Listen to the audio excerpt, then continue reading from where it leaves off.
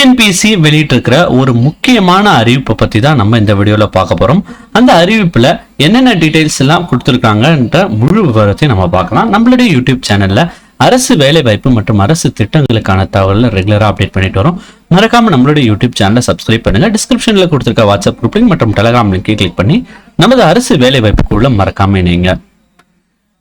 இன்னைக்கு இந்த வீடியோல டிஎன்பிஎஸ்சி வெளியிட்டிருக்கிற புதிய அறிவிப்பு குறித்த தகவல்களை நம்ம பார்க்கலாம்.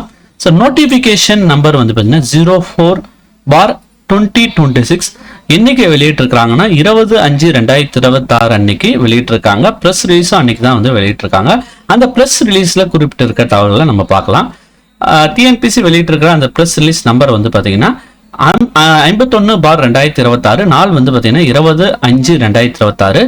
ஒருங்கிணைந்த தொழில்நுட்ப பணிகளுக்கான தேர்வு நேர்முக தேர்வு அல்லாத பதவிகள் 2026 ஆண்டு திட்டத்தில் குறிப்பிட்டுள்ளபடி அறிவிக்கை வெளியிடுதல் சம்பந்தமா பிரஸ் ரிலீஸ வெளியிட்டிருக்காங்க.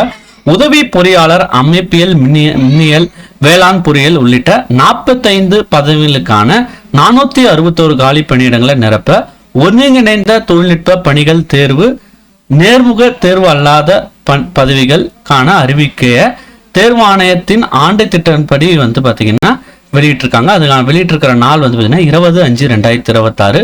தேர்வர்கள் பார்த்தீங்கன்னா 27/5/2026 முதல் 25/6/2026 வரையும் பார்த்தீங்கன்னா ஆன்லைன் மூலமா இந்த பணிக்கு அப்ளை பண்ணலாம்னு தெரிவிச்சிருக்காங்க.